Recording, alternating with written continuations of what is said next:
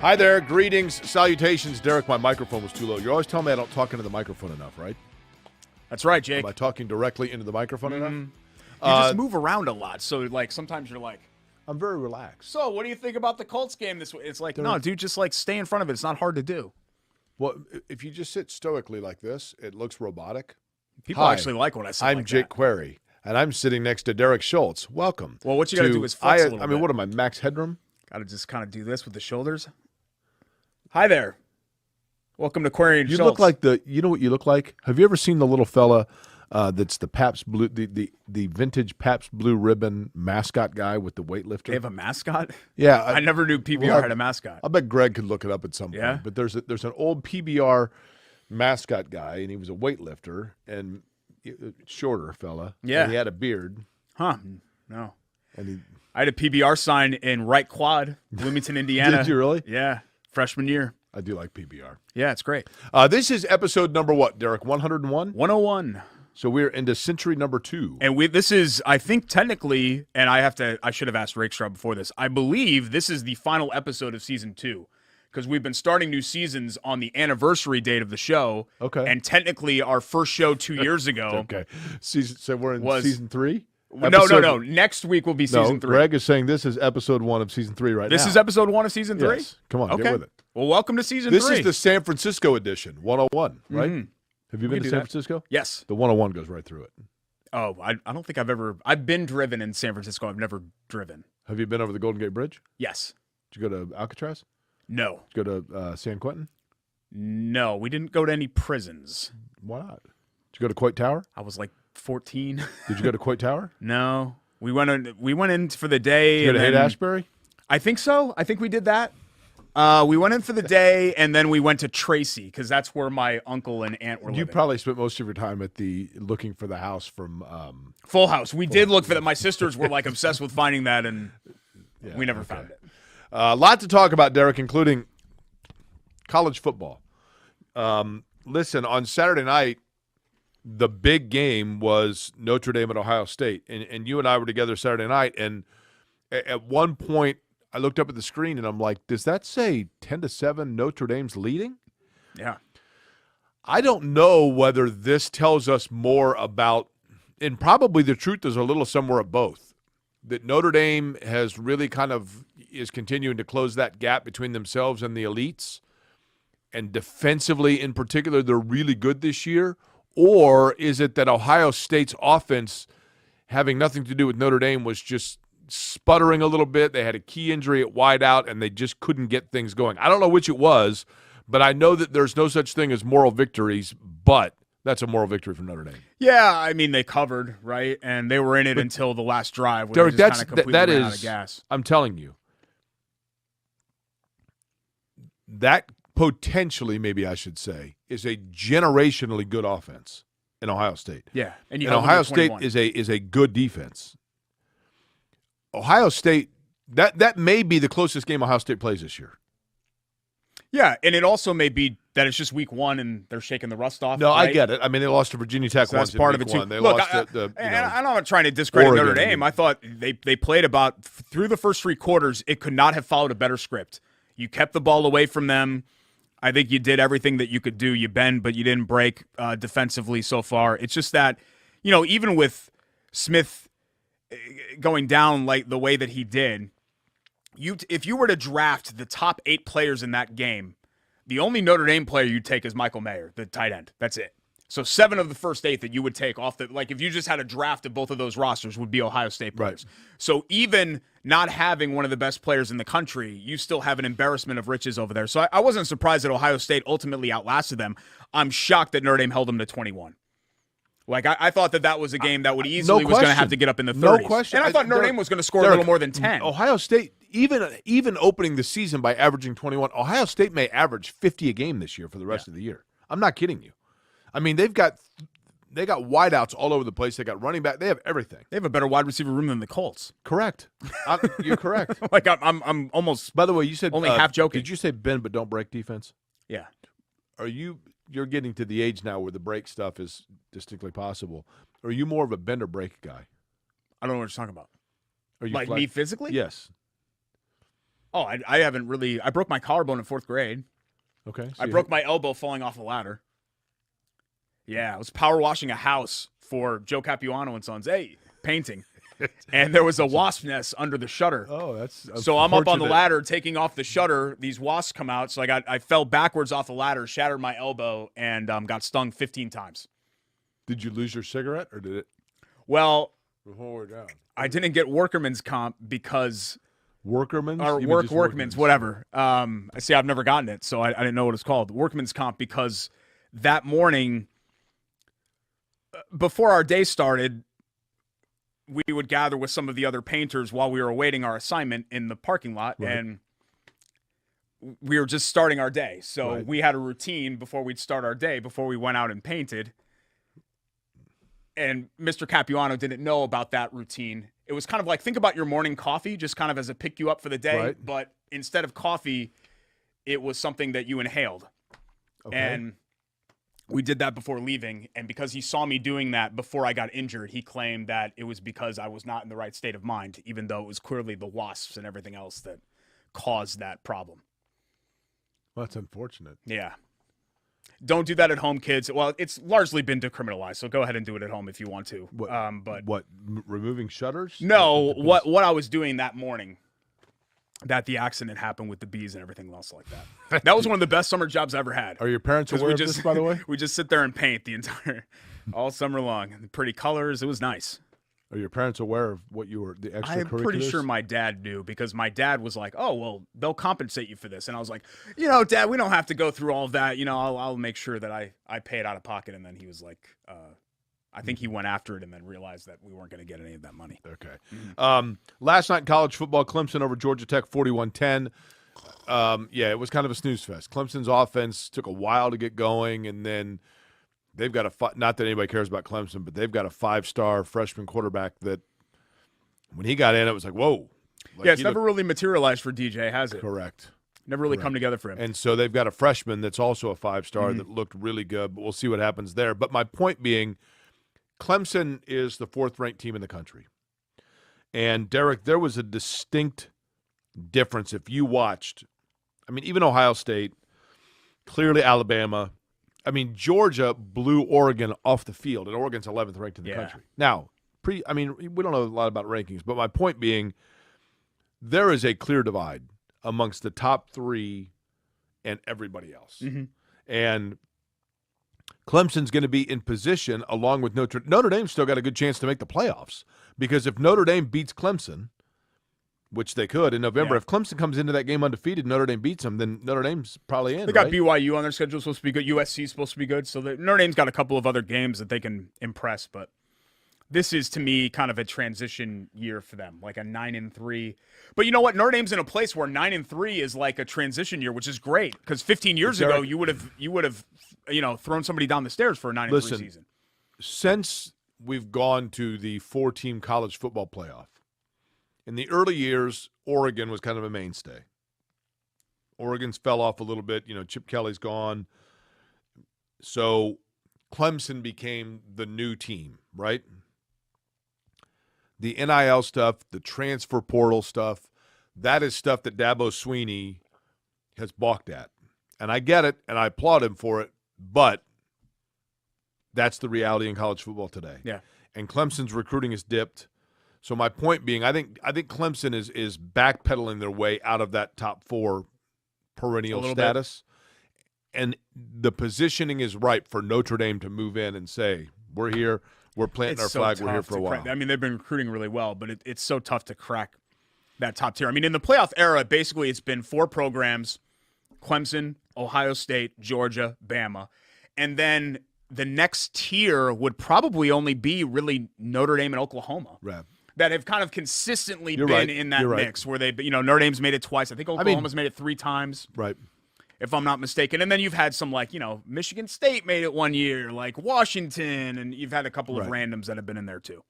But nonetheless, just the overall, your impressions of college football. Indiana and Illinois was a good game. Let's start with that one, actually, on a happy note, because both Notre Dame and Purdue lost. Any non-disaster scenario for Indiana's season was predicated on them winning that game. Correct. I mean, Correct. I don't want to overstate it. It's just 1 week. I don't want to go crazy here. But if Indiana lost that game to Illinois, then you're staring back-to-back 2-10 seasons in the face. Because if you can't beat Illinois at home, who are you going to beat? Right.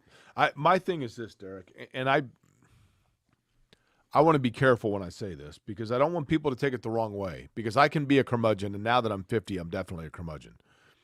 But my concern for Indiana is the following, and that is that I think Tom Allen is a wonderful story. I think he's a nice guy. I think he's a great story. I love his passion. I think he's a unifier, all of those things. But at some point, he's got to start acting like he's supposed to be here. And I'm sorry, I know it was a big win and everything else. They beat Illinois. Brett Bielema is walking across the field to shake hands, and Tom Allen's like running around, and he's jumping into guys' arms, and he's tackling players, and he's acting like they just won the BCS championship on a Hail Mary. And I get it. That enthusiasm is in IU football probably more than anywhere else is necessary. But at some point, he's got to act like he has some command of what's going on, or else, even though although the recruiting did dip a little bit, I just think it's going to wear players out. It's year 6. And it's going to wear fans out. Yeah, like 6th year. He needs to look at Tom Crean and say, you know what? Tom Crean was a good basketball coach who had good success at Indiana. And Tom Crean's not there anymore because he wore people out. End of story. It wasn't because – is Tom Crean not at Indiana because he missed the tournament 3 times in 5 years? He went to the Sweet 16 like in the 2 where he didn't miss it. Yeah. Tom Crean's not there because his antics wore people out, period. And my concern for Tom Allen is that he is going to shorten the leash, even though he has a long leash because of the extension they gave him.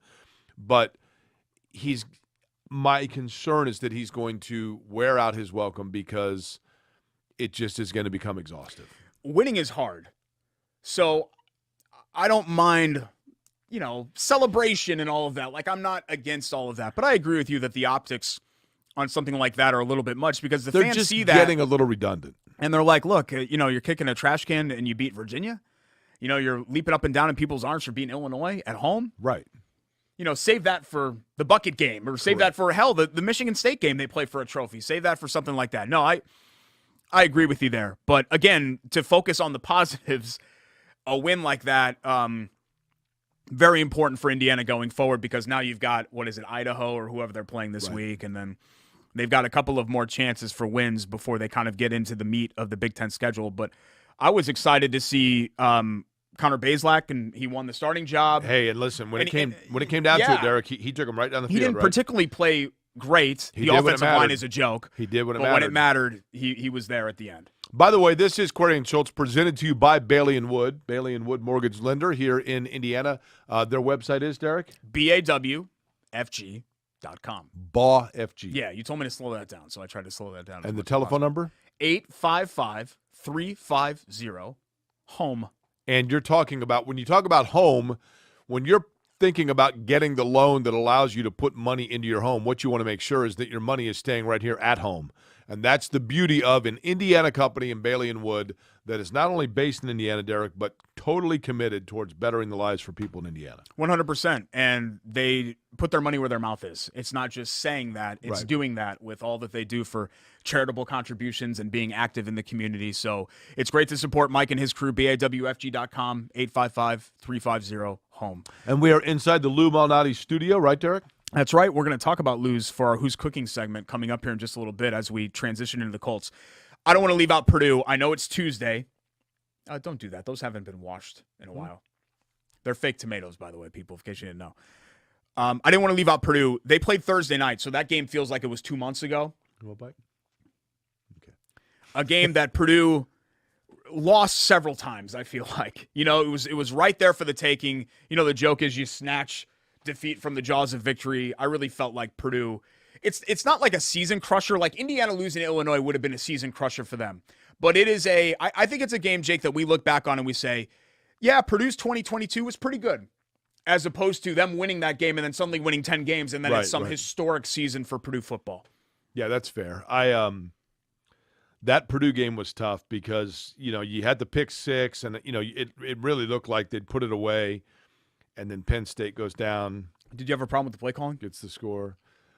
I know that people felt like Jeff Brom went a little bit, I guess, throwing too much. Yeah, and clock management. But Derek, I talked to Rob Blackman, who's part of their radio network, the day of the game and just said, can they run the ball this year? And he said, man, that's $1 million question. And I still don't know if they know that answer, but I think they're leaning towards no, they can't. I thought King Daru was better, things, but this was the crappiest rush offense in the Big Ten last year. So, better is relative. I don't think people realize how easy it is to move the ball in a very small amount of time in college football where the clock stops on first down. That's fair. LSU 2 nights ago against Florida State, what was supposed to be the game-tying touchdown drive, they went 95 yards in like a minute 10. Right. Penn State went 80 yards in 125. Indiana went 75 yards in 153. We both like Chris Hagan, mutual friend of ours. Hagan and I are going back and forth on Twitter because he was upset that Jeff Brom wasn't milking the clock with 6 minutes left. I'm like, my man, 6 minutes is an eternity in college football. Right. Like you're not running 3 times and then punting. Could Purdue have mixed in a run or done something short, a short pass where you're staying in bounds and at least that kind of sure they could have. But this idea that like Purdue was going to sit on a 3-point lead and think that a 3-point lead was going to hold up, you're crazy. Right. And I think Brown was thinking to himself, okay, we got to get first downs and we got to score. And I would rather err on the side of aggressiveness like that than err on the side of cautiousness. And it's not always going to be a win or lose sort of situation, and this time it ended up burning him. One of the benefits of being a mid-major, if you want to call it that, or a small, a non-Power 5 conference, is the opportunity to go on the road and really bolster your football program in the athletic department from a financial standpoint by going to a blue blood program. That's exactly what Ball State did by going down, taking on Tennessee. Tennessee, who I think is thought to be by a lot of people probably a top 3 team in the East of the SEC, which is no joke. Went down. Listen, Mike New's team, I know, would like to have some of that back. 49-10, I think, was the final down in Knoxville. But there's no shame really in getting drubbed to an SEC team when you're out of the MAC. The lesson here is, or the hope is, that Ball State looks at that and says, okay, what can we gain from this that helps us bounce back against the Western Michigans, the Akrons, the Toledos? You know what you're signing up for when you sign up for that game. And it's kind of, I think, more than anything else, it's about the experience for your kids to play in a stadium like Neyland and play in that kind of environment, and then suddenly going to Toledo on a Tuesday night doesn't feel as difficult because you just played in front of, I don't know if it was a full 110, but certainly 80, 90,000 orange-clad fans at Neyland. So I think it's a great learning experience for Ball State to go through that. You want to be more competitive than that, and I think Mike New would say the same thing. But John Paddock, who's their new starter at quarterback, he hung in there, had a third-quarter touchdown toss. There were some good things, I think, to kind of build on when you really kind of pare it down and go beyond what the actual lopsided final score was. But what's so important, Jake, is that they've got a huge game right off the bat here with Western Michigan coming into the shoe. But you can – listen, you that's what you need, those your conference games, right? Yeah. So it's not like you went and you feel all fat and happy because you beat, I don't know, Indiana State or something like that in week 1. I actually think it's more beneficial to have a game like that against Tennessee, maybe even humble your kids a little bit before you enter into one of the biggest games of the year against Western. We're going to be at a couple Ball State games, is that right? Yes, coming up in October. We've got a couple of Query and Schultz live remotes from Schumann Stadium. And those are Saturday games or Thursday? Saturday games. Rick's got it up there on the screen. October 1st is the first one. Okay. And is it the 29th that's the second one? 22nd. Okay. 22nd is the second one. So 1 week or 2 weeks in between. Yeah, that's cool. It'll be a lot of fun. Oh, we did it last year for the season opener. That was fun. Army, right? I think that they played. No, when we went, they were playing. Hang on. Wait, no, it wasn't Army. Hang on, don't tell me because I remember. Hold on. I know exactly who it was. They played Army the week after us. Northern Iowa. Right? Wasn't it Northern Iowa? No, Western Illinois. Western Illinois. There you go. Leathernecks. Yeah. So I'm Western Illinois. It's good. But Ball State is now part of the show. There? Well, yeah, that's why you transitioned into that, right? No, I just like. Yeah, we just did cards and 60. That was more like cards and 180, but cards and 60. So every single week on the show, thanks to our friends at Ball State, September, October, November, we're going to talk Cardinals in 60 seconds, I guess, and give a game recap. That's cool. Talk a little bit about the Chirpers, and then talk about how you can get tickets right now at ballstatesports.com. Ballstatesports.com. Ball State Listen, Sports. ESPN.com. You're talking about if you're watching this in Indiana, and I realize we have people around Indiana that would watch this, but if you're listening to this too, and especially if you're on the north side of Indy, when I was a kid, my dad loved to take me to college sporting events, and the reality is sometimes you're talking about something that's family friendly, affordable, especially once basketball season rolls around. What a fabulous arena. And you're talking door to door, if you're on the north side of Indy, door to door in an hour, right? I mean, to go be able to watch college basketball, watch college football, watch volleyball, for crying out loud, at Ball State's really good. So, great thing especially to take kids to. Oh, sorry, I'm knocking stuff over. But, yeah, we have the Arizona Bowl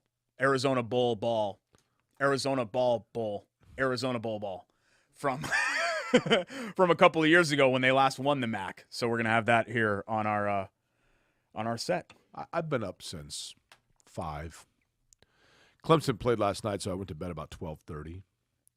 So I'm working on 4.5 hours sleep. I get up, do a full radio show, drive up, join Derek.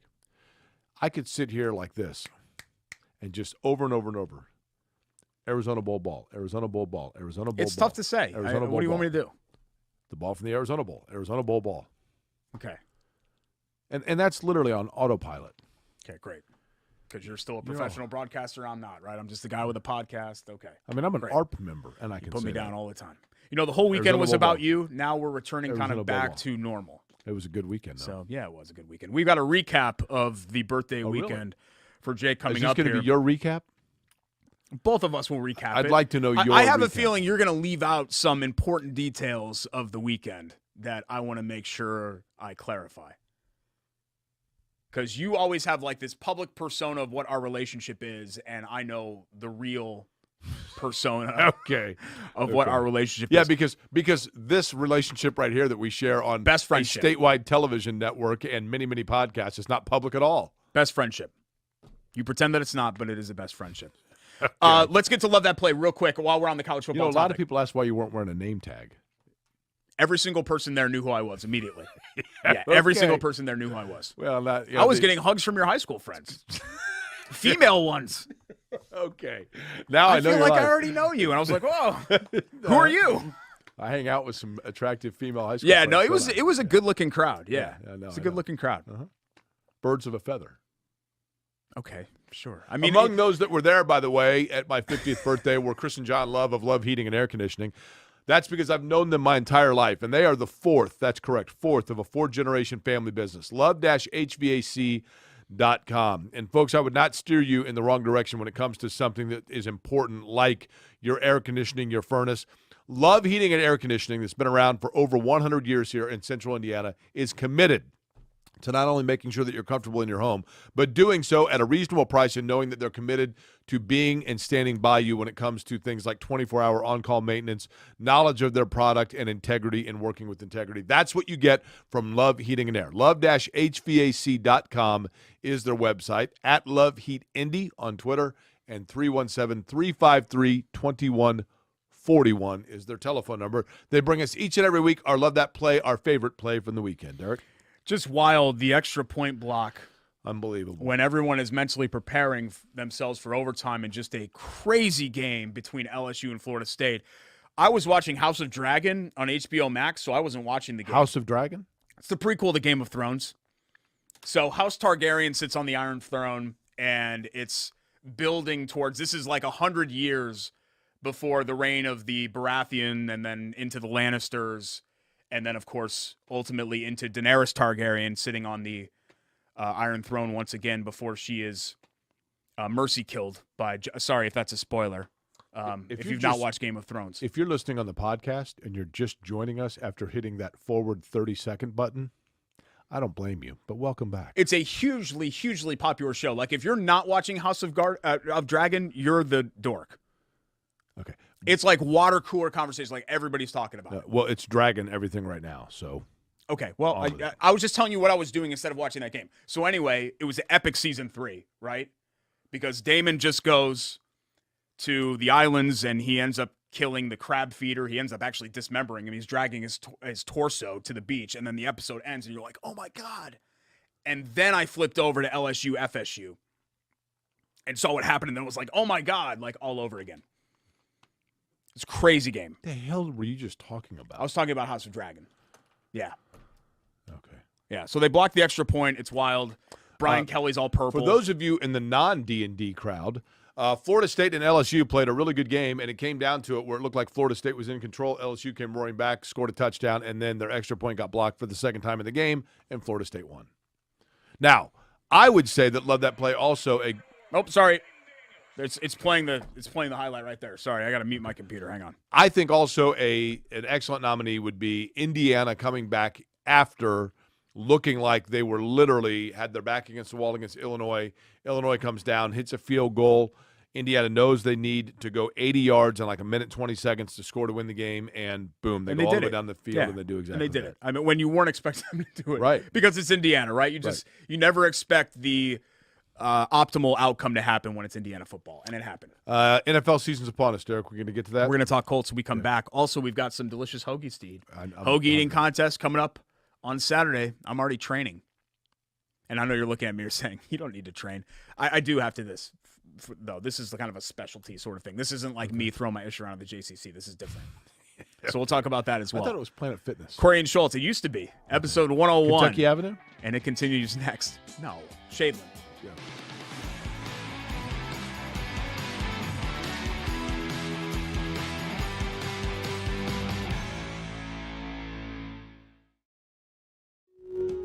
Hey, I'm Jeff Saturday, and my favorite thing when I was a professional football player was Indiana. The Hoosier State always made me feel like family. That's why I trust Indiana's hometown mortgage lender, Bailey & Wood. This family-owned company not only gives back to the communities they serve, but also with their 5-star customer service, they can close on your dream home in days, not weeks. So remember, Indiana, you can always get your mortgages at a snap with Bailey & Wood. Hey, Jeff, how does this look? Yay! Not bad, bud, but let's stick to mortgages.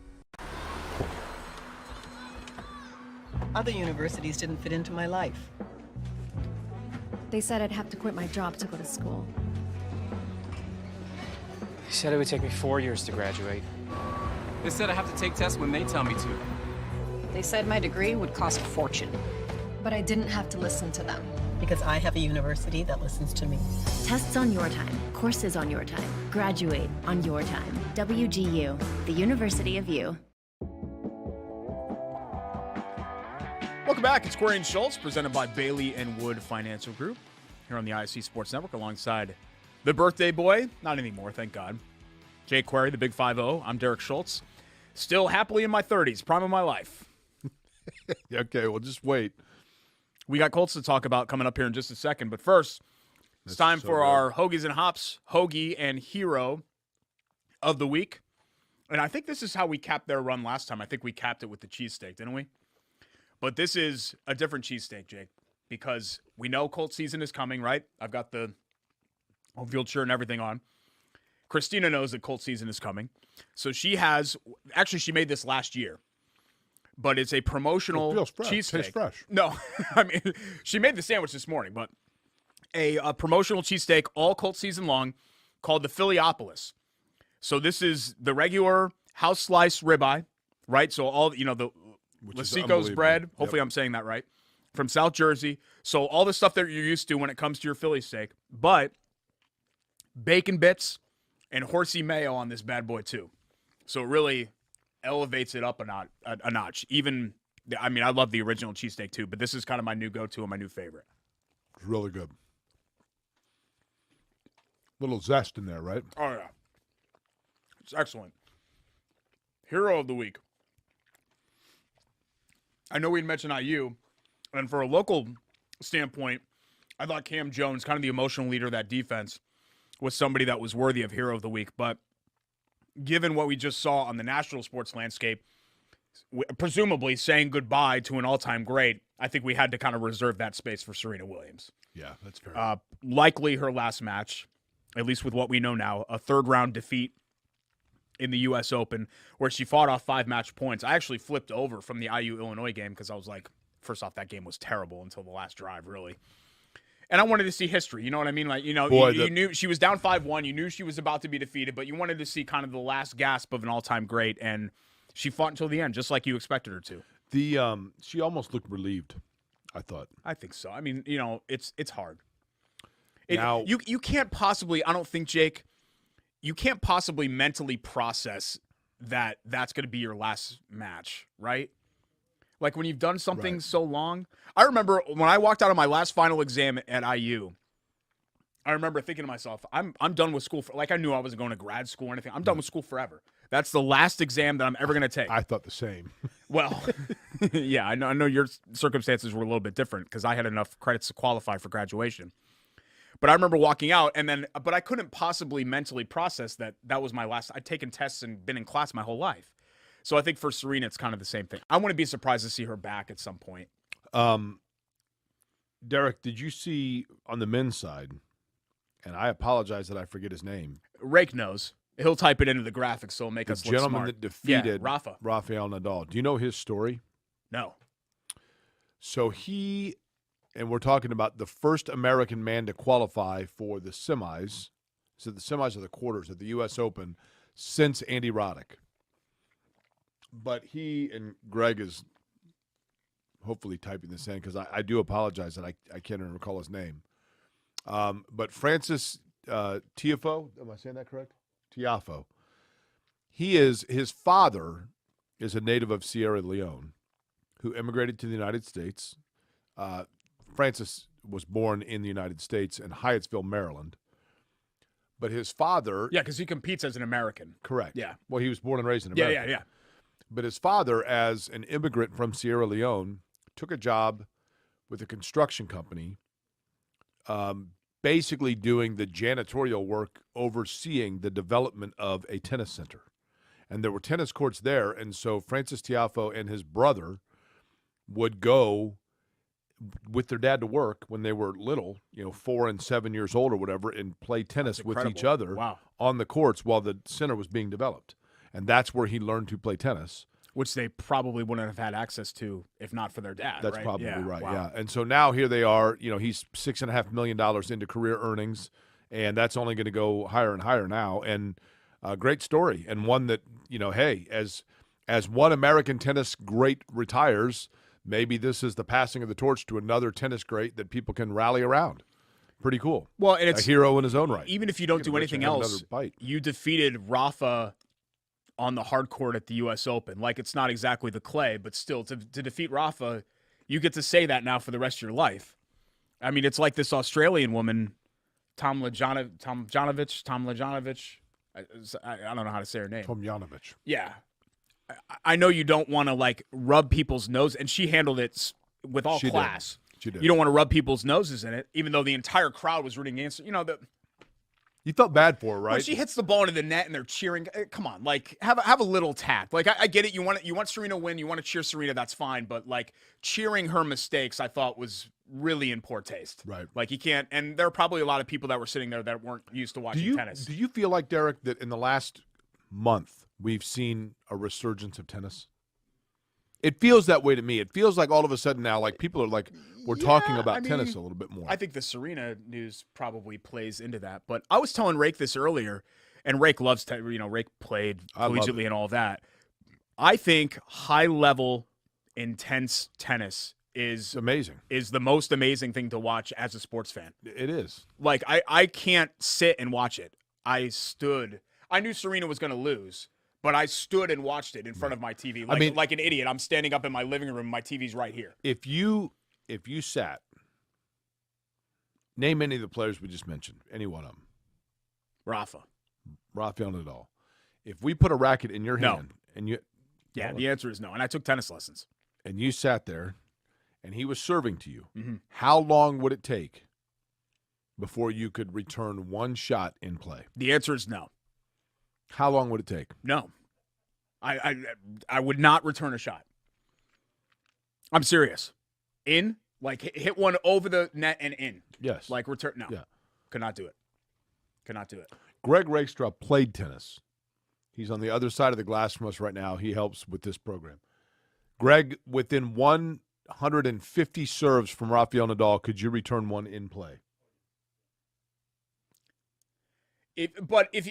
Jake, Greg, I haven't played a tennis match since I was in 8th grade. What was your strength in tennis? My backhand. Why? Who's laughing back there? I heard somebody laughing while they were asking Your me that. backhand. Yeah. My backhand, you asked me what my strength was. My backhand. So when people serve, did you just stand like this? No, but it was something that it was like the trick up my sleeve. Like, because I think even at that age, especially younger, you're trying to get people into their backhand because generally speaking, it's the weaker swing for most people. It was a stronger swing for me. So if you played me on that end, then you got played. So could you have played tennis at North Central? At that point, probably. I took tennis lessons for like 7 years. North Central tennis, pretty good. And then I just stopped. Okay. No, I understand that North Central tennis was pretty good, but then I just stopped. Remember James Blake? He was from Fairfield, and he was a year over me or 2 years over me, and he worked out at the same tennis center that I went to. Okay, so did you play against him? I watched him play. But I watched him train.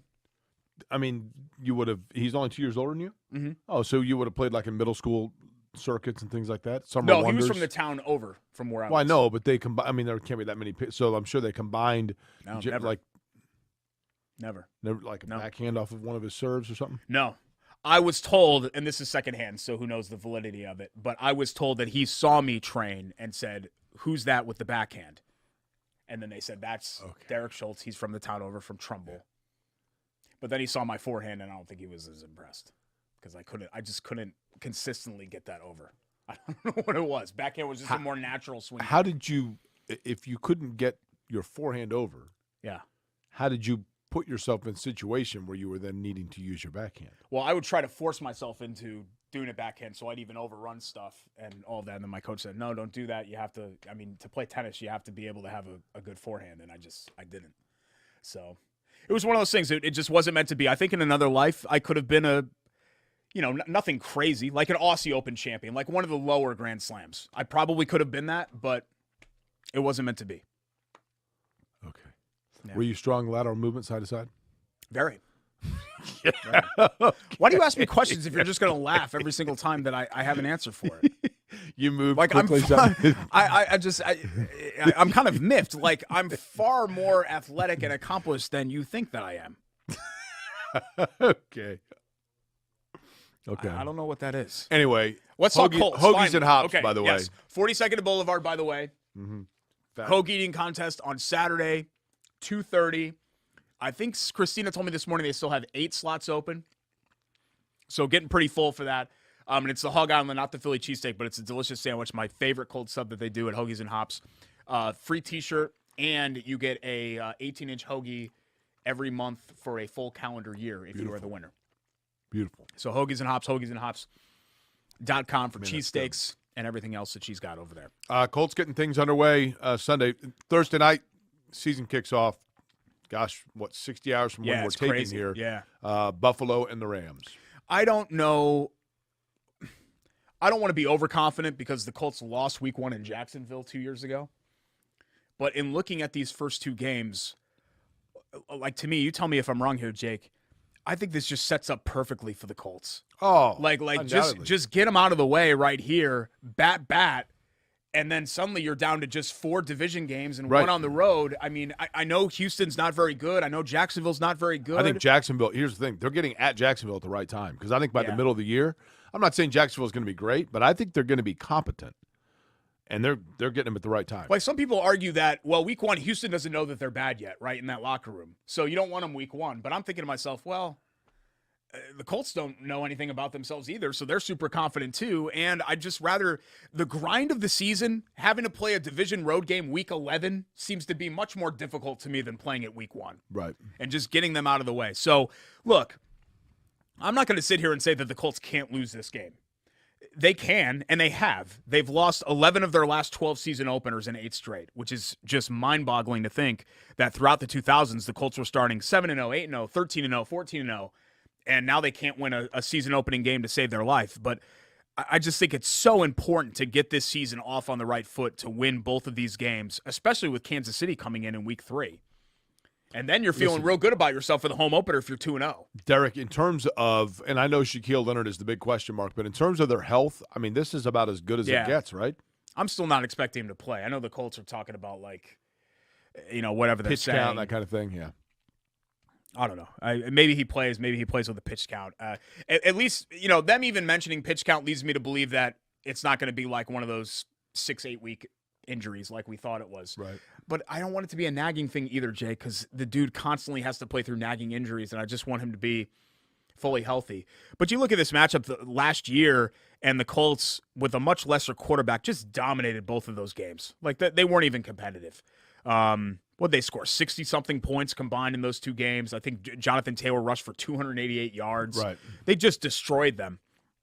So I think it's just kind of that same blueprint all over again. Houston has cleaned house a bit over the past couple of years. They've gotten better. Their offensive line's way better than it's been. Remember how bad it was 3-4 years ago? But now you have Tunsil, and I know they like Titus Howard still. They keep moving him around, but they say that they like him. So I mean, not that running back's important, but who's going to run the ball for them? Yeah. Who are they throwing to? Davis Mills is okay. Like, he's a pretty good – I don't think he's a franchise player, but he's at least proven himself to be maybe an NFL caliber starter, so that's better than what they've had in past years. But the Colts would really have to screw up, Jake, for them not to win this game. They'd really have to screw it up. And we've seen them do that before, especially in the division. Boy, you lose that one. If you lose that one, then you put yourself in a position for the owner to be absolutely imperative about winning in Jacksonville again. Things go wrong, you know what I mean? I think people are – and this is maybe a hindsight of 2020. This is what always happens, right? Like week 1, you're like, yeah, nobody's on the hot seat. That's ridiculous. And then week 12, you're like, well, I always said that, they were a little bit on the hot seat. People always do this revisionist history thing. I really do believe that the Colts have to win something tangible this year. I think Irsay is ready for that to happen. I think it starts with the division. There's no doubt he thinks the time's now. If the Colts were to miss the playoffs, there is no way in my mind that this current brain trust there are no changes made. Do you still have a lazy eye, or did that work itself out? Sometimes the lazy eye crosses, sometimes just randomly. Like sometimes like where it'll just one will cross and the other one won't. Sometimes can you tell when that doing happens? It right now? Yeah. No, I can't tell. So you got to tell me if it's happening or not. So sometimes I'll just look at the screen and it'll be like Notorious B.I.G. staring back at me, like that. Like it just kind of wanders off. That's a unique. Did you ever think about going on Letterman, like stupid human tricks? No, I mean I've never met anybody that can cross just one eye. Yeah, I don't know why it does that. Why'd you ask? Because your eye was wandering. Okay, so yeah, that's one of the times. I'll go back and look at the tape. We record these, and I'll go back and look. You look at the tape? Oh yeah, I edit stuff out sometimes. What do you edit out? Well, sometimes I say stuff that I don't like, so I just edit it out. So if anybody what if I say something you don't like? What if I say something you don't like? I definitely edit that out. Okay, good. Yeah, I know you never rewatch the show, so I actually kind of chop all this together. Really? Yeah. And you're none the wiser. You have no idea that I'm doing that. Actually, kind of works out that part that way. is true. Not none the wiser part, but let's get to our Lou Malnati's Who's Cooking segment. I know the Colts didn't play last week because they now take the week off before the season begins. Lou Malnati's, by the way, fabulous. Of Lou Malnati's. We were supposed to do a lunch date last week, but with your birthday stuff, it just kind of got tied up. Are you free on Friday? Nah, sorry, I'm going to IndyCar finale. Are you free next Friday? Yes. Okay, let's do that. I'll tell the Jennifers, and we'll do a Friday. The good news is lunch date. We're going to Lou Malnati's, so Best I can buddies. live with the fact that I just committed to that. Best buddies lunch date. 1 pie, 2 forks. That's what we're going to do. Well, yeah, you could use a fork because, a fork just for the tomatoes alone. 1 Coke, 2 straws. That's definitely that might be a little bit too much. Zero chance of that. Zero chance of that. So we'll go to the Broad Ripple store. You go to Lou Malnati's with anybody. It doesn't matter how much a stranger they might be, and you feel a bond and a connection with them because you're enjoying the same exquisite experience. But I would not recommend, if you're going with Derek Schultz, the 2 straws, 1 Diet Coke deal. Lady and Tramp style. Yeah, that's how we're going to do it. Broad Ripple, Carmel, West 86, and down in Greenwood. It's coming soon to Avon later this fall. And we have our remote coming up the first week of October, the Thursday night game, Thursday night road game in Denver. We'll be doing the remote. I believe it's October 6th, if I'm not mistaken, in Broad Ripple for Lou Malnati's. I just chose Matt Ryan. I know it's boring, but look, Jake, we know who the Colts are, right? We know they want to run. We know they have Jonathan Taylor, one of the best skill positions in all of football. If the Colts want to get anywhere this year, they've got to be able to pass. Right. And that's just the bottom line. That's just today's NFL. He's done everything that you've wanted from a quarterback in terms of cooking through the preseason. That's exactly what Matt Ryan did, right? He came in, he was a leader right away. He was vocal to his teammates. He was leading workouts. He was working on his timing with his receivers. Matt Ryan has been everything that they could hope and has advertised at this point, but the preheating is over with, and now it's cook time. And so he is the main cook for them. What remains to be seen is what sort of deep dish pizza that he is going to come up with for the Colts. They hope it's as good as Lou Malnati's. Oh, and I promised we're going to get wings, so we'll have to do that. I mean, we'll get a pie because you have to get a pie when you're at Malnati's. They just call it pizza, Derek? We'll get some Lou's wings, too. Okay. Those would be good for our buddy date. Order.loumalnati's.com for our friends at Lou Malnati's, and appreciate them sponsoring the studio and putting these squishy tomatoes up here and being such amazing partners of ours. They are great partners. Jake's 60th birthday party. We're going to recap that. 50. Whatever it was. I don't remember. We're going to recap all the shenanigans from a fun Double Saturday chin night here. when we come back. It's Query and Schultz on the ISC Sports Network. Stick around.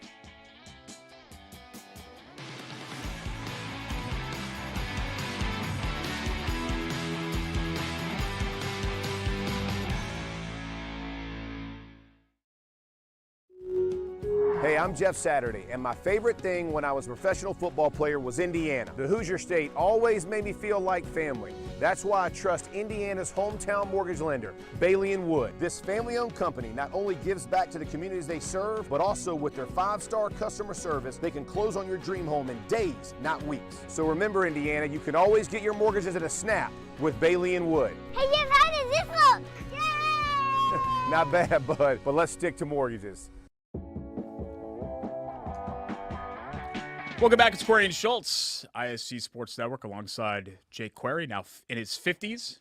I'm Derek Schultz, still in my 30s. But it was a great night. Saturday night, we celebrated Jake's 50th birthday. It was originally supposed to be a surprise party.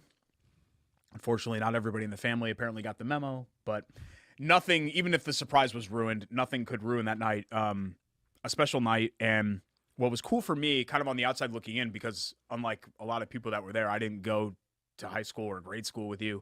I thought as fun as it was for all of them to gather to, celebrate you and your birthday and all of that, just them catching up with each other, like watching everybody. How often does the class of 1991, your group, kind of get together like that? Right. It's probably difficult because I know life gets in the way, but you see some of the pictures here. The first one, just two best friends embracing one another. Yeah. There's Jake sucking in the gut with the 50 balloons. That's right. There's the two best friends. Look at those pecs. And it was a good night. There's everybody with now. So my mom. This had was the only mask. like half the party because this was late. This so was most of the people basically my friends from high school, and then you and my cousin Doug, right? left. Oh, I guess so. Yeah. Actually, Byron's girlfriend Anne Marie is right there.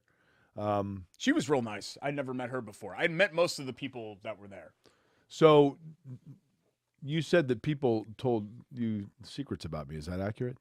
Oh, just stories. Yeah. Nothing incriminating, right? Well, there's not a lot that I can share on here. I was told that you have only been drunk twice, and I was told the story of one of those two times. Scott told me.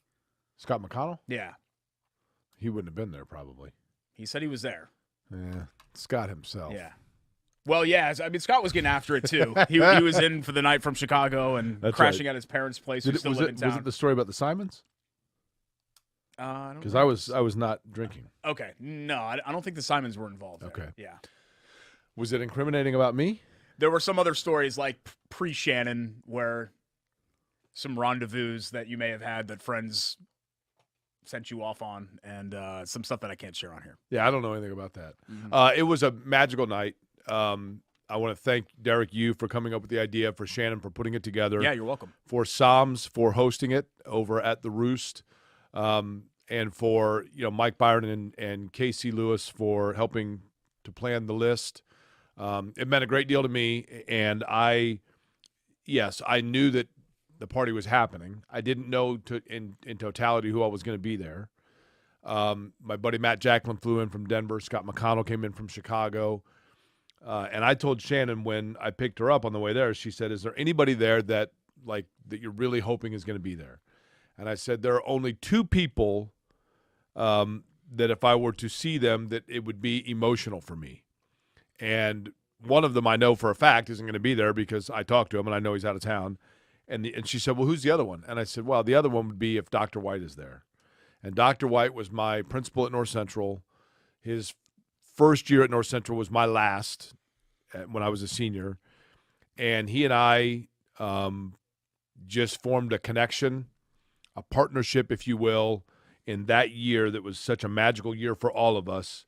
And he has been a supporter of mine and backer of mine for every milestone or step of my life.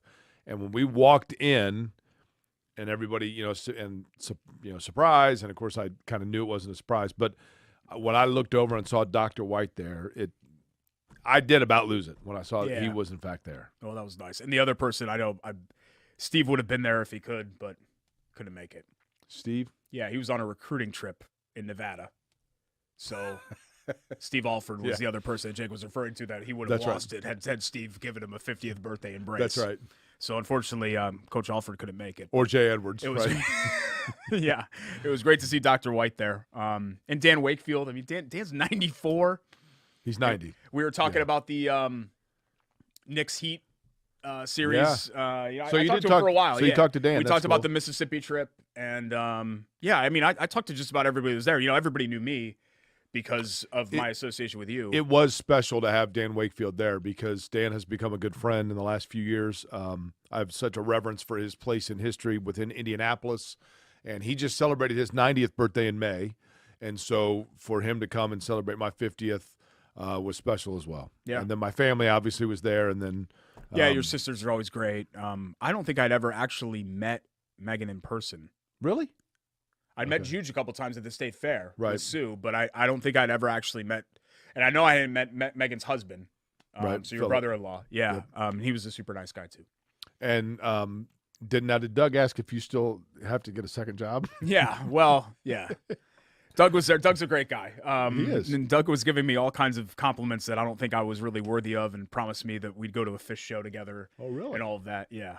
But, Well, he'll back you up on that. yeah, my other memory of Doug was at Big Ten Fan Fest in 2012. We're outside the convention center and there's a concert going on, and I think he went to use a bathroom or something, and he's like, is this radio job? Is this a full-time job? And I was like, yeah. Doug's a pretty big deal with his engineering company. Yeah, I mean he's a big deal, and so he sees somebody on the AM radio. I guess I don't blame him for asking that question, but that was my lasting memory of Doug. But I really like everybody there, and I forgot to tell you. I mean, it really, your dad gave a speech, you gave a speech. I'm not going to share it on the show here because I don't think it's for public consumption. But what you said about me and kind of salvaging your career and the friendship and what that means to you. That really does mean a lot to me to have that publicly acknowledged with your inner circle. Like, I bust your chops about not saying that on the show or not sharing that on the show, which I would love for you. I mean, I guess I can give you the platform to do that right now. But to hear that from you on your day to kind of make me a little part of that meant a lot to me. So thank you. I don't recall that part at all. Yeah. Well, are you sure it was only 2 times I've been drunk? It's open bar. Yeah. So. Maybe you're the one over there. Was Joe Capiano there? I did come up for a hug at one point, and everybody started laughing for some reason. And I was like, why are people laughing? Like, you gave Shannon a hug? God. Hugging her all night. I wanted an embrace at the end of the day. That was fun night. 40th birthday in February. Yours is? Yeah. Are you doing a party? I don't know. Am I? I mean, I expected this to be reciprocated. Let me text Shannon and tell her to get on that. Well, right? yeah, don't make Shannon plan another one, poor thing. She had to plan that whole thing that first time around. We've got more features to get to. We've got a lot to get to still. Quick hits, Sage Move of the Week, Bite or Bull Bleep, all of that still to Sage come. Move of the Week upcoming, by the way, will be brought to you by WGU Indiana because ambition never rests. And in WGU Indiana, you know that 700,000 Hoosiers have college credits out there that you didn't finish that degree. Those credits don't expire despite the fact you think they might. Or it might be that you're thinking about going to school for the first time. Maybe you need certification for your employment. That's what WGU is there for. Indiana's largest online accredited University, where you can work at your schedule on your time and get a fabulous degree from WGU Indiana. That's wgu.edu/Indiana. And their Sage Move of the Week from Sage the Owl, their fabulous mascot, because owls also never rest, and their head's always on a swivel. Always looking around the corner at what's next. That's what you can do with WGU. And their Sage Move of the Week is upcoming, Derek. Do you see this Goga thing? Goga? Yeah, the Goga thing. Good or bad? Not kind of surprising. Okay. More than good or bad. I mean, I guess it's bad, but it's kind of surprising. We have that in our quick hits and more of our features, as Jake just mentioned, when we return. It's Corey and Schultz, ISC Sports Network.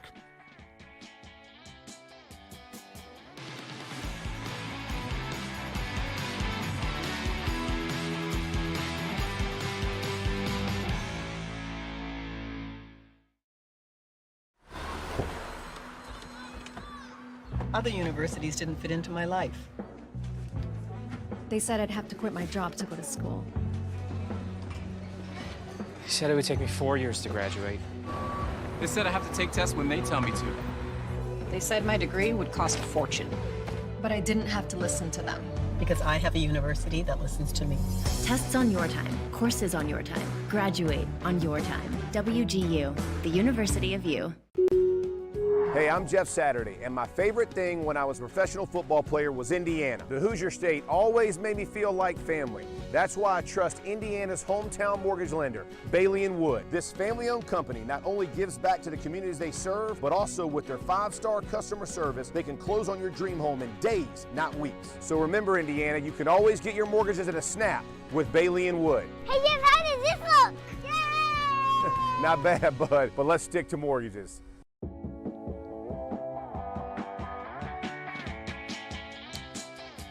Welcome back to Query and Schultz. My name is Jake Query. Derek Schultz sitting right here next to me. It is time for quick hits, right, Derek? Yeah, let's do it. All right. By the way, sponsorship's still available at jQuery at Schultz975 for quick hits. We've had a couple of quick hit sponsors, but in case you want to attach your brand onto our brand, Okay. make some moolah. How to get a hold of you again is? Just tweet me at Schultz975. Okay. I guess you can mail to my LLC. Schultz Media LLC, 133 West Market Street, Box 186, Indianapolis 46204. Yeah, people are really going to remember that. Do you remember those old commercials where it'd be like, they'd be selling something like pre-internet and you'd have to like jot down the P.O. box real quick because you couldn't like pause the TV or whatever. And they'd always say like, no CODs. And I'd always ask my mom like, well, what's a COD? Do you know about the guy that had a P.O. box and I think he got in trouble for guaranteeing the Super Bowl winner at Sporting News? Oh, geez. A guy took, this is true story. Maybe it's urban legend. Supposedly, years ago, let's say 1982, something like that, a guy took out an ad in Sporting News magazine, which back then was a newspaper. Yeah. That said, I will guarantee you the name of the Super Bowl winner. Money back guarantee. Send $1 to this P.O. box with a self-addressed stamped envelope, and I will send you back the Super Bowl winner. Wow. Must be sent in by like October 10th. Mm-hmm. So he got 25,000 people sent in $1 with $1 with a self-addressed stamped envelope, and he had sheets of paper, little sheets of paper with every NFL team written down, and he just would put one in, send it back, put one in, send it back. And it had a little instruction thing saying, if your team does not win within 2 weeks of win the Super Bowl, this is money back guarantee. So within 2 weeks, send me this, and I will send me your team back, and I will send you your $1. Yeah. Well, so he sends out, let's say, 32,000 of these. So 1,000 of them go out is the winner. So there's no, they have no. So right there, automatically he keeps $1,000. Then of the 31,000, they got the wrong team.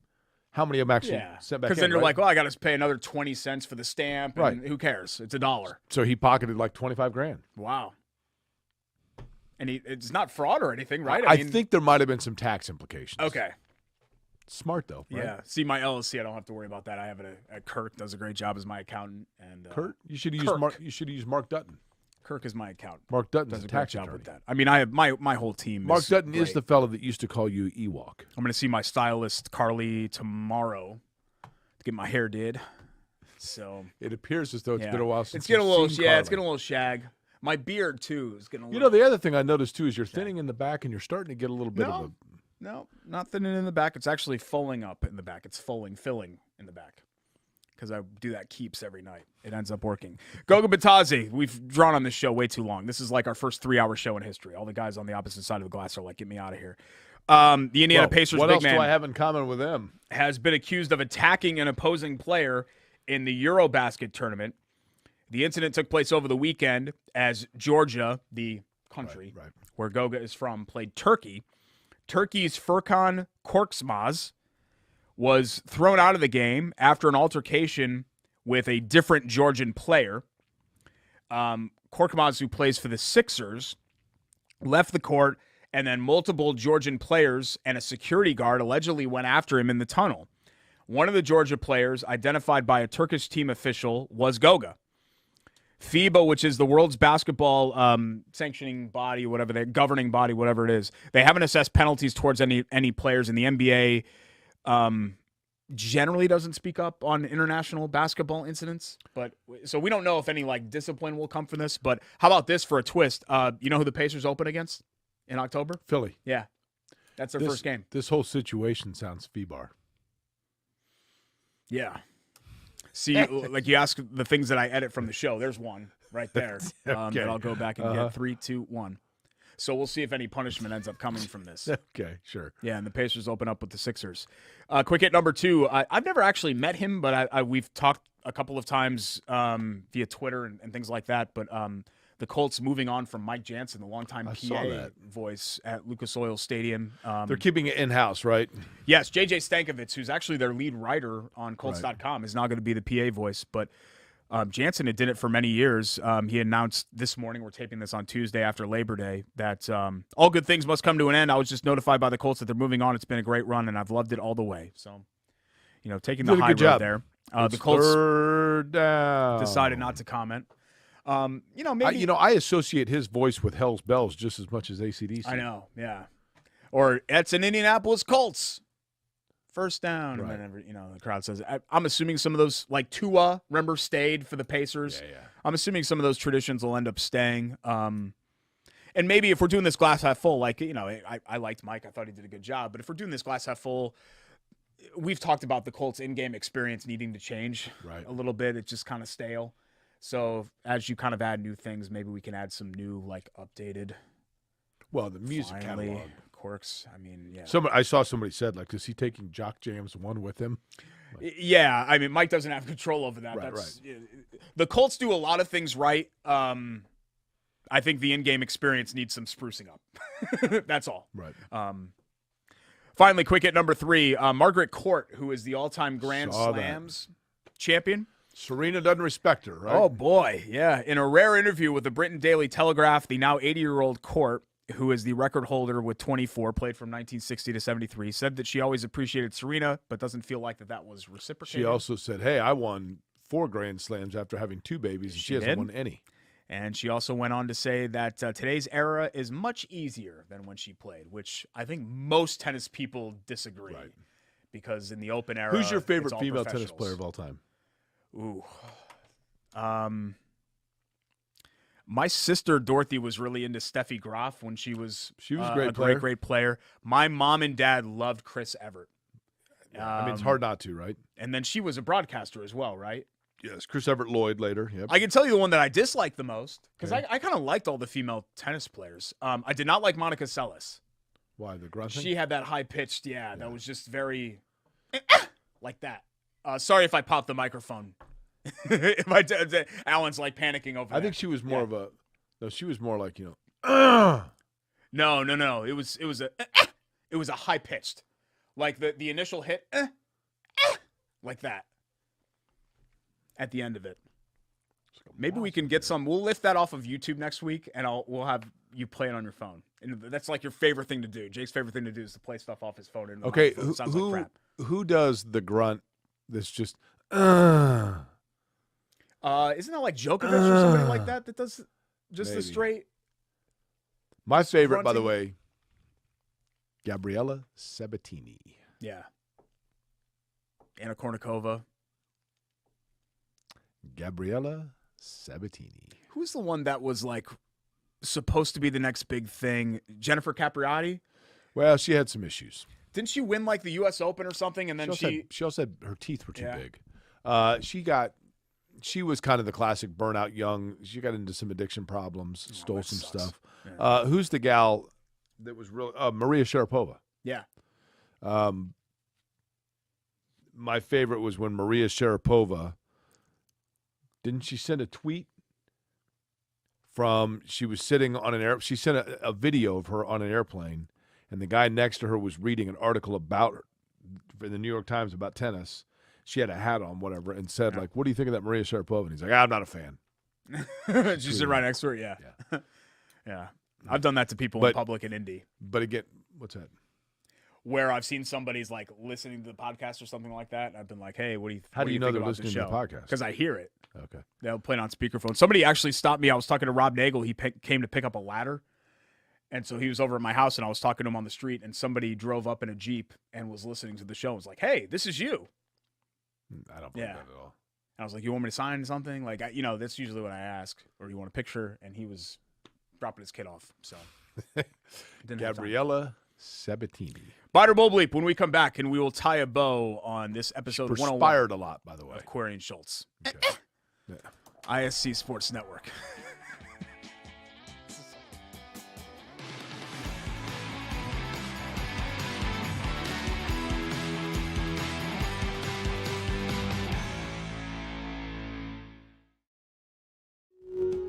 Hey, I'm Jeff Saturday, and my favorite thing when I was a professional football player was Indiana. The Hoosier State always made me feel like family. That's why I trust Indiana's hometown mortgage lender, Bailey & Wood. This family-owned company not only gives back to the communities they serve, but also with their 5-star customer service, they can close on your dream home in days, not weeks. So remember, Indiana, you can always get your mortgages at a snap with Bailey & Wood. Hey, Jeff, how does this look? Yay! Not bad, bud, but let's stick to mortgages. Your life is on the go. Now your viewing habits can be on the go. With the ISC Sports Network app, your team is at your fingertips. You can download years' worth of content from the ISC Sports Network library. High school, college, special events, weekly and monthly shows, wherever you find your favorite app.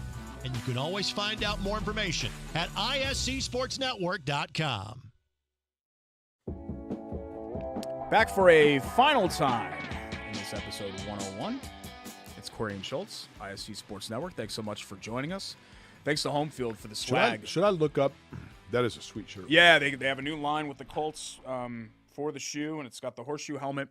Whitney, who I think most people know more from the Pacers side of things, was an active Pacers fan and part of Pacers Twitter, and then was with SB Nation for a long time, and now has been with Home Field for a while. We had her in studio one of the times when you were out for IndyCar. But really cool, just down-to-earth person messaged me a couple of weeks ago and was like, hey, we're releasing this new line. Do you want a shirt? And I was like, do I? Yeah, of course I do. Here's a YouTube video of Monica Seles grunting. Okay, well, that's not what I was going for with this, but it's that sound. Let's see. I think it's a more of a, it's not a, yeah. No, that's not. No, it's somebody different. That's somebody different. Yeah. She's That could be sneezing. anything. I can't even see the video, so that could be anybody. That's just her sneezing. Yeah, that could be anything there. Okay. Let's get to our WGU Indiana Sage Move of the Week. I know that you already took us through all the things that WGU Indiana can offer you. WGU.indiana.edu for any of their degree programs. WGU.edu/Indiana. I don't. Either website takes you there. I prefer the WGU.indiana.edu, but yeah, you can do either one. I don't know how I feel about this. I think I'm in favor of it. I wasn't clamoring for this as much as other people, but I decided to say, okay, fine. College football finally's got a 12-team playoff. Great. You know what I think the college football 12-team playoff will be? You know what is a preview of that? What Georgia did to Oregon. Well, that's the problem, right? I mean, Oregon's ranked 11th, right? I just don't.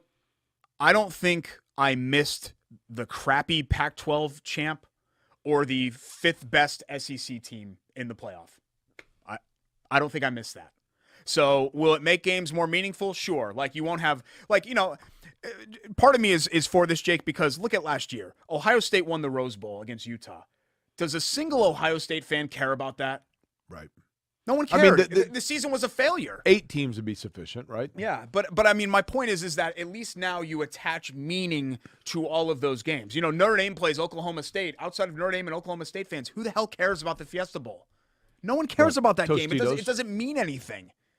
So at least you kind of attach meaning on that. But, you know, this idea that everybody deserves a shot in a sport where we can't even find 4 teams that deserve a shot, much less triple that.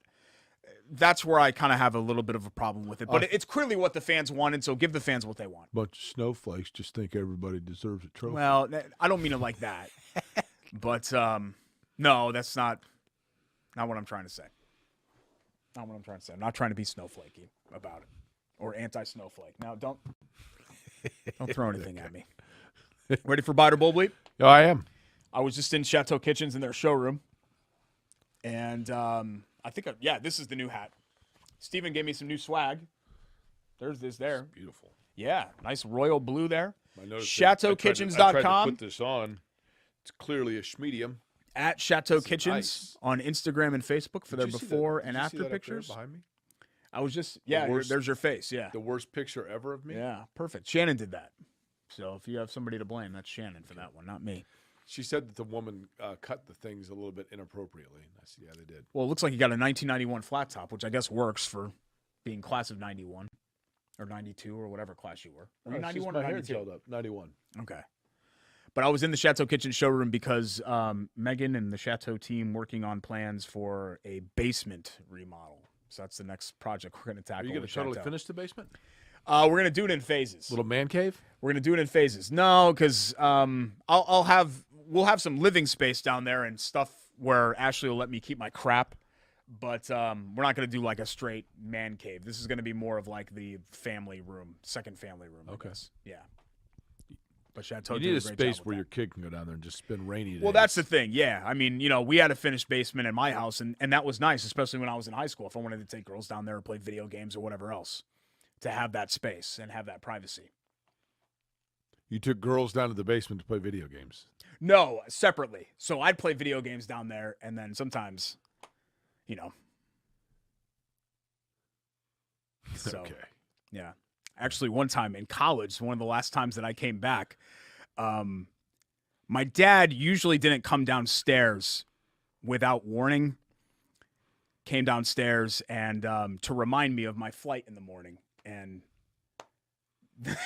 there was someone down there, this girl from UConn that I used to kind of see or whatever. And he goes, "Whoa, surprise."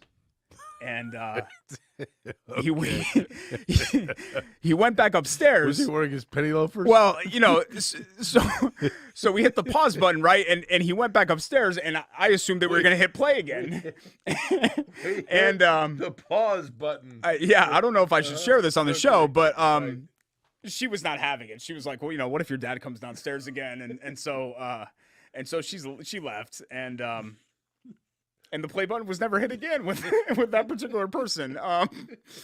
So anyway, long story short, hit the eject button. Yeah, is what so she hit. Okay. We're hoping to that's good. we're hoping to have that space with our friends at Chateau Kitchens. Yeah. Well, maybe you can story invite short. that girl back over again and make sure your dad. You know what? Make sure your dad doesn't know how to get to the basement, Derek. That's She's the lesson. happily married. The house has been sold, so I don't think that's going to happen again. Time for Bite or Bold Bleep.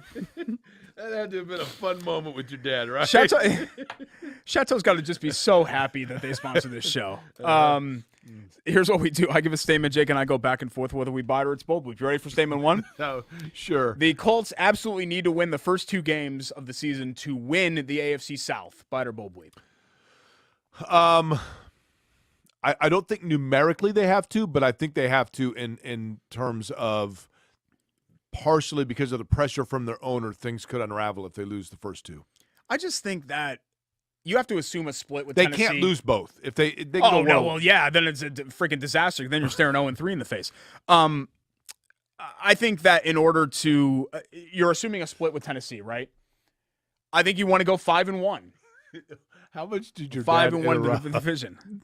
How good a glimpse do you think your dad got of the activity? How far into the movie were you? We weren't that far in. We were probably into like scene 2. Okay.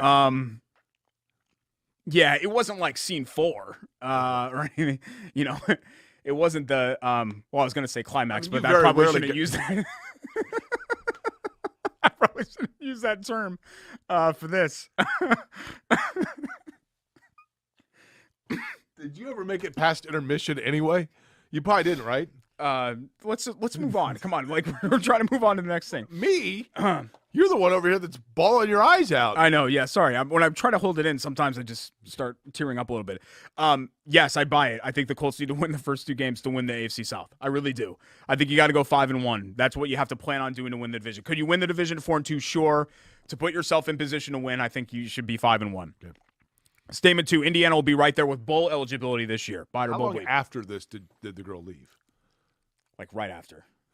And Yeah. did your dad say anything? And I had to go back to IU the next morning. I mean, my flight was the next morning, and that was one of the last times I came back home. Did your And dad, then she met a guy at UConn, and then whatever. did your dad say anything? No, he said, "Oh, surprise," and and then just kind of went upstairs. You mean like he was making fun of the fact that he was surprising you, or he was surprised to see you engaged in I such don't know. activity? We never talked about it afterwards, Well, you're or going in to the now. 20 years that have passed since. So I don't know what else, what was going through his head or anything like that. But she left right away after that. She was like hiding under the blanket the entire time. But I think I don't know, saw a foot or something.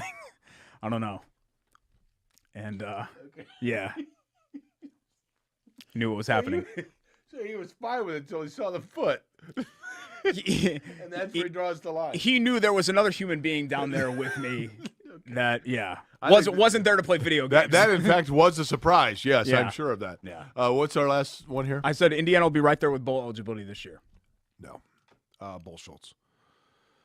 What do you think? Derek, I looked. 4-8? They're over under in Vegas for wins for It's the year 4. is 4. Yeah. And I looked at it, and you know what? I'm actually saying this in defense of Tom Allen in Indiana, and for Indiana fans that are going to jump all over me. I'm not saying this as an indictment on Indiana. Their schedule's just tough. Yeah. I mean, it's just the division that they're in. I mean, where does it come? Where do the victories? Where do you rack them up? Yeah. I mean, you've got. They can win. They should beat Rutgers. They should beat, Maryland's a toss-up game, right? I can't remember this year whether they go to College Park or it's in Bloomington, but, I mean, Nebraska, I think, is one of the crossover Penn games. State, Are they playing Ohio Nebraska this year? I think they are. I mean, it's tough. Yeah, it's going to be really hard. I don't think they're going to get to 6. I think best case scenario, pie in the sky, they get to 6, and so I'm going to say no. I think they end up at 4 or 5. Was it basically, a barefoot? Is where they end up with. Was Statement 3. Did she have a shoe on? You should always bring a gift to a milestone birthday party. Buy it or bull bleep. No, that's Bull Schultz. Okay, good, because I didn't bring one to yours, Good. and then everybody brought one. I was surprised people brought gifts. It was appreciated. Scott McCollum got me a bottle of bourbon and actually said to me, direct quote, listen, I realized that, like, you don't even drink bourbon. I've never even seen you drink hard liquor, and I know you don't like bourbon at all, but I forgot to get you anything, so I stopped at the liquor store across the street and brought you bourbon. So if you just want to donate to somebody, that's cool, but probably don't make it a homeless person. Or regift it. Yeah, I think is what he was saying. To me, my gift to you was my presence there. You look, Just being at the you party. helped put it together, and it was a special evening, so you are absolved. Yes. Lori, no, that's okay. Lori Paz got me like a Costco-sized box of Fruity Pebbles. Nice. Yeah. Churchman got me a gift card to Hot Topic. Is that still around? Does Hot Topic still exist? Good old Churchman. He's my favorite, I think, of your friends. He's the best. He eclipsed Byron in my Query Friend Power He Rankings. is the best. Thanks to all of our great sponsors, Chateau Kitchens, Bailey and Wood Financial Group, Lou Malnati's Pizzeria, delicious.